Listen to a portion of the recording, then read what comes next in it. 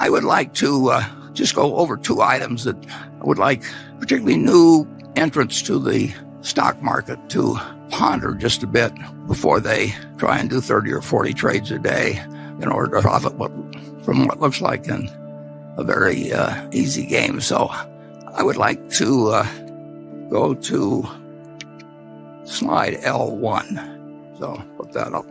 And on March 31st, I ran off a list of the 20 largest companies in the world by stock market value. Those names, a good many of which will be familiar to you, but they were led by Apple at slightly over $2 trillion. And they went down to the number 20th was worth 330 odd billion. But those are the 20 largest companies in the world by market value on March 31st.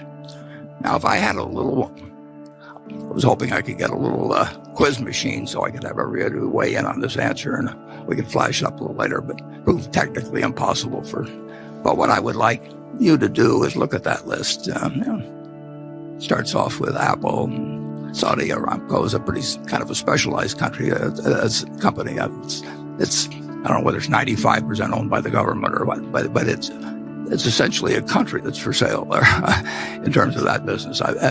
But the top 6 companies, 5 of them are American. So when you hear people say that America hasn't, it's not working very well or something of the sort, in the whole world, of the 6 top companies in value, 5 of them are in the United States.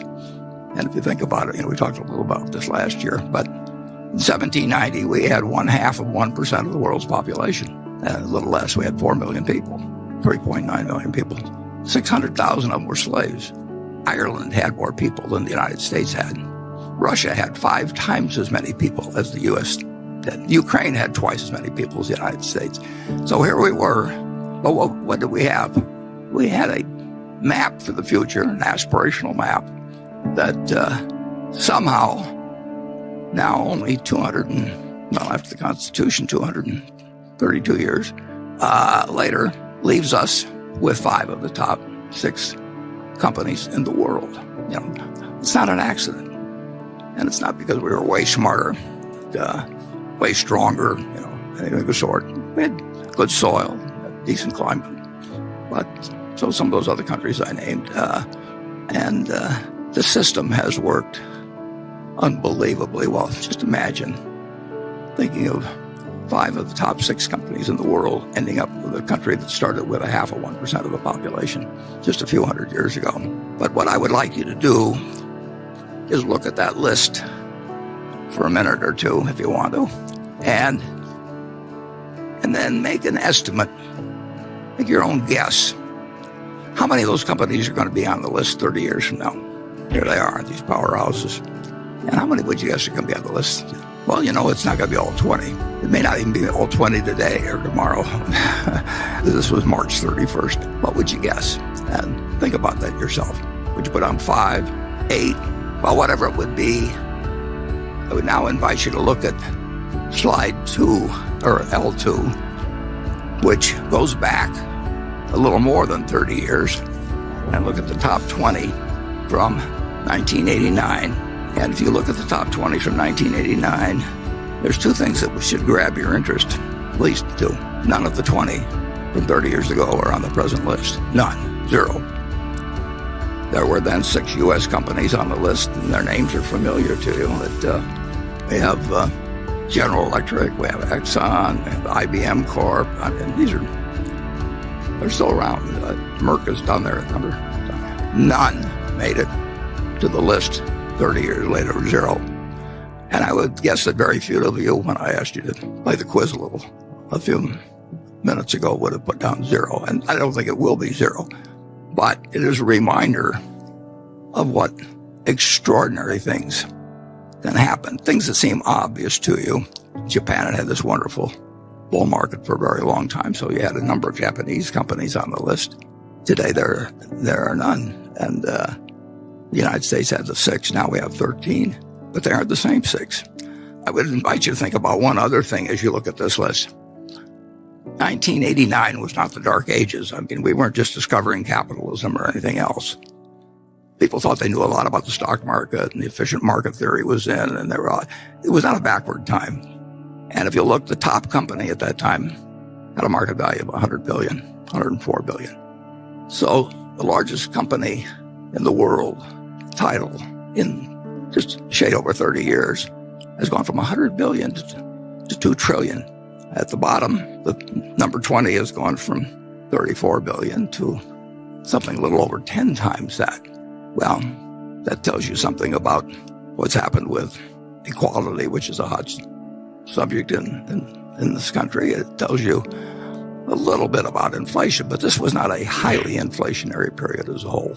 But it tells you that capitalism has worked incredibly well, especially for the capitalists. And it's a pretty astounding number. Do you think it could be repeated now, that 30 years from now, that you could take $2 trillion for Apple and multiply any company and come up with 30 times that for the leader? It seems impossible, and maybe it is impossible. But we were just as sure of ourselves as investors and Wall Street was in 1989 as we are today. But the world can change in very, very dramatic ways. And I'll just give you one other example you might ponder. This is when you start feeling too sure of yourself. One thing it shows, incidentally, is that it's a great argument for index funds, is that, the main thing to do was to be aboard the ship, a ship. They were all going to a better promised land. You just didn't know which one was the one they'd necessarily get on. But you couldn't help but do well if you just had a diversified group of equities. U.S. equities would be my preference, but to hold over a 30-year period. But if you thought you knew a lot about which ones to pick, or the person that you had hiring, you were paying a lot of money to, had all these ideas, and they could tell you their best ideas in 1989 did not necessarily do that well, although overall equities were absolutely the place to be. Secondly, people get enormously attracted to various industries. I mean, I think if you know, if a company says it's in the XYZ industry and that's a popular one, you can sell IPOs, you can sell SPACs, people disregard sales numbers, earnings numbers. It's just, it's the place to be. So Berkshire Hathaway, where was the place to be in 1903 when my dad was born in 1903, but that wasn't really that big of news. But it wasn't big news that actually Henry Ford was starting the Ford Motor Company. He failed a couple of times before, but he was about to change the world. I mean, the auto, when you think about everything, we've got a great auto insurance company. If there weren't any autos, we wouldn't have Geico. But it transformed the country, and Henry Ford brought in the $5 daily wage, and that was a huge thing. Assembly lines, everything, autos came along. So let's just assume that you had seen a quick glance back in 1903 of all the interstate highways, 290 million bike vehicles on the road in the United States. Everything about it. You say, well, this is pretty easy. It's going to be cars. It's going to be autos.